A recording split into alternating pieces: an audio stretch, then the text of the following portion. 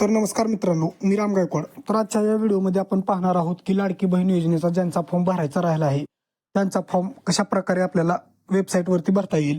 तर ॲप बंद झाल्यामुळे ही वेबसाईट सुरू करण्यात आली आहे. या वेबसाईटवरती लिंक आपल्या डिस्क्रिप्शन बॉक्समध्येही देईन. वेबसाईटची लिंक डिस्क्रिप्शन बॉक्समध्येही देईन. तर ही लिंक सर्वात आधी आपल्याला ओपन करून घ्यायची आहे. महाराष्ट्र.gov.in ही लिंक ओपन करून घ्यायची आहे व खाते तयार करा याच्यावरती क्लिक करून घ्यायचे आहे. याच्यावरती क्लिक केल्यानंतर आपल्याला ज्या महिलेचं लॉग इन करायचं आहे त्याचे इथे सर्वात आधी लॉग इन करून घ्यावं लागेल. तर आधार नंबर, मोबाईल क्रमांक, पासवर्ड, पुन्हा एकदा सेम पासवर्ड तसाच करायचा आहे व खाली जिल्हा आपला निवडून घ्यायचा आहे. जिल्हा निवडून झाल्यानंतर इथे खाली तालुका निवडून घ्यायचा आहे. तालुका निवडून झाल्यानंतर खाली गाव चिन्ह दिसेल, गाव निवडून घ्यायचं आहे. ही सर्व माहिती भरून घ्यायची आहे व नंतर इथे आपण पाहू शकता आपल्याला महानगरपालिका आहे किंवा नगरपालिका आहे ती आपल्याला निवडायची आहे. जसं की इथे पाहू शकता आपल्याला जी आपल्या जिल्ह्यातील नगरपालिका असेल किंवा महानगरपालिका असेल ती आपल्याला इथे निवडून घ्यायची आहे.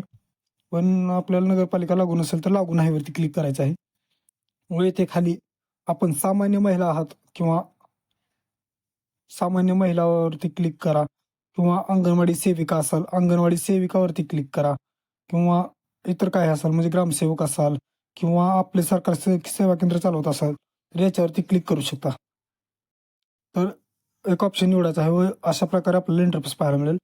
इथे खाली त्यांच्या टर्म्स अँड कंडिशन्स अप्लाय करायचे आहे तिथे राईटवरती क्लिक करायचं आहे व खाली दिलेला कॅप्चा जसा आहे तसा कॅप्चा भरून घ्यायचा आहे व कॅप्चा भरून झाल्यानंतर साइन अपवरती क्लिक करायचं. लॉग इनवरती क्लिक करून घेतल्यानंतर आपल्याला अशा प्रकारे इंटरफेस पाहायला मिळेल.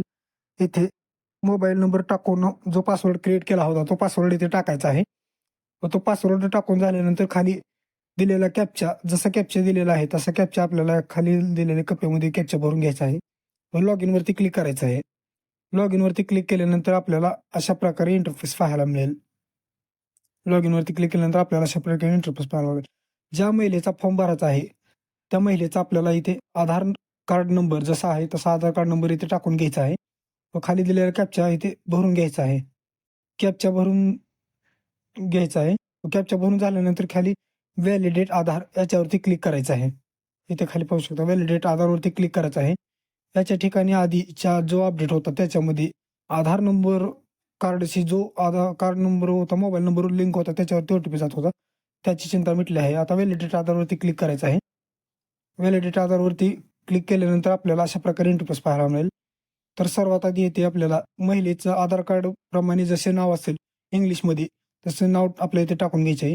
जर हा फॉर्म इंग्लिशमध्ये समजत नसेल तर मराठीवरती क्लिक करून हा फॉर्म आपण मराठीमध्येही पाहू शकता. तर इथे आपल्याला नाव टाकून घ्यायचे आहे महिलेचे. इथे ती महिलेच्या वडिलांचे किंवा पतीचे नाव टाकू शकता व इथे खाली आपल्याला लग्नापूर्वीचे नाव महिलेचे जे लग्नापूर्वीचे नाव असेल ते टाकून घ्यायचे आहे व इथे खाली वैवाहिक स्थिती म्हणजे लगीन झालेलं आहे विवाहित किंवा अविवाहित हे टाकून घ्यायचे व जन्मतारीख टाकून इथे आपण महाराष्ट्रात जन्मलेला आहात का महाराष्ट्रात जन्मलेला असेल तर होईवरती क्लिक करा नाहीवरती जर महाराष्ट्राबाहेर जन्म झाला असेल तर नाहीवरती क्लिक करू शकता. तर आपल्याला वरील सर्व माहिती भरून झाल्यानंतर अशा प्रकारे इंटरफेस पाहायला मिळेल. तर इथे आपण पाहू शकता अर्जदाराचा संपूर्ण पत्ता आधार कार्डवर जसा पत्ता दिलेला असेल तो तसा पत्ता टाकून घ्यायचा आहे व पिनकोड टाकून घ्यायचा आहे. नंतर अर्ज करणाऱ्याचा जिल्हा नंतर तालुका व गाव निवडून घ्यायचं आहे व इथे आपल्याला नगरपालिका कोणती असेल किंवा महानगरपालिका असेल याच्यावरती क्लिक करायचं आहे व नंतर आपल्याला मतदारसंघ निवडून घेऊन मोबाईल नंबर टाकायचा आहे. ज्या महिलेचा आधार कार्ड आपला मोबाईल नंबर असेल तो मोबाईल नंबर टाकून घ्यायचा आहे व इथे शासनाच्या इतर विभागामार्फत येणाऱ्या आर्थिक योजनेचा लाभ घेतला आहे का घेतला असेल तर होय किंवा घेतला नसेल तर नाही वरती क्लिक करा व इथे खाली बँकेचं पूर्ण नाव महिलेचे जो पासबुक असेल ते बँकेचे पूर्ण नाव व बँकेचं ज्या बँक खातेदाराचं नाव आहे ते टाकायचं आहे. बँक खाते क्रमांक टाकून डबल बँक खाते क्रमांक टाकायचा आहे व नंतर येथे आपला IFSC कोड टाकून घ्यायचा आहे व आपलं बँक खात्यामध्ये आधार कार्ड लिंक आहे का नाही ती सर्व माहिती इथे भरायची आहे. तर इथे आपण पाहू शकता इथे सर्व माहिती भरून घेतल्यानंतर आपल्याला आधार कार्डची समोरील बाजू लागणारे कागदपत्रे व आधार कार्डची मागची बाजू इथे अपलोड करायची आहे व नंतर येथे खाली आपल्याला अधिवास प्रमाणपत्र किंवा प्रमाणपत्र किंवा शाळा सोडल्याचा दाखला किंवा 15 वर्ष जुनं रेशन कार्ड किंवा 15 वर्षाचं पूर्वीचं मतदान कार्ड जे असेल ते इथे अपलोड करायचं आहे.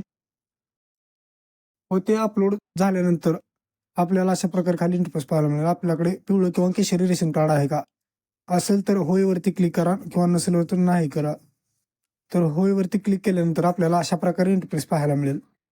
इथे आपण पाहू शकता रेशन कार्डची समोरील बाजू म्हणजे समोरची जी बाजू असेल त्याचा फोटो काढून टाकायचा आहे. इकडल्या उजव्या साईडला नाहीवरच म्हणजे बॅकग्राऊंडचा म्हणजे बॅक साईडचा म्हणजे मागडचा फोटो काढून इथे अपलोड करायचा आहे. इथे अर्जदाराचा फोटो टाकायचा आहे. ज्या महिला अर्ज करणार आहे त्या महिलेचा फोटो काढायचा आहे. व ही हमीपत्र इथे खाली हमीपत्रावर सही असणे आवश्यक आहे. हमीपत्र अपलोड करायचे आहे व हमीपत्र स्वीकारा यावरती क्लिक करायचं आहे व खाली आपल्याला सबमिटवरती क्लिक करून घ्यायचं आहे. वर दिलेली सर्व माहिती भरून सर्व चेक करायची माहिती व सबमिटवरती क्लिक करायचं आहे. सबमिटवरती क्लिक केल्यानंतर आपल्याला अशा प्रकारे आपली सर्व माहिती दाखवली जाईल. ते आपली सर्व माहिती आपली बरोबर आहे का हे चेक करायचं आहे व इथे खाली दिलेला कॅप्चा भरून घ्यायचा आहे.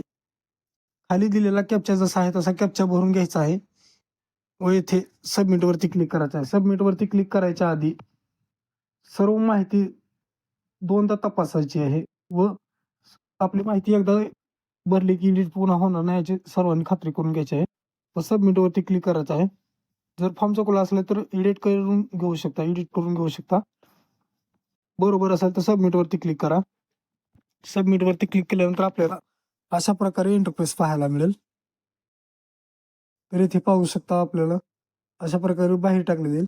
नंतर वरती इथे वरती लेफ्ट साईडला डाव्या साईडला वरती कोपऱ्यामध्ये बघा कोपऱ्यावरती मेन्यूच्या वर चिन्ह दिसेल त्याच्यावरती क्लिक करायचं आहे. त्याच्यावरती क्लिक केल्यानंतर आपल्याला अशा प्रकारे इंटरफेस पाहायला मिळेल. इथे आपण केलेले अर्ज जे आपण अर्ज केलेले असतील केलेल्या अर्जावरती क्लिक करायचं आहे. केलेले अर्ज आपल्याला दाखवले जातील.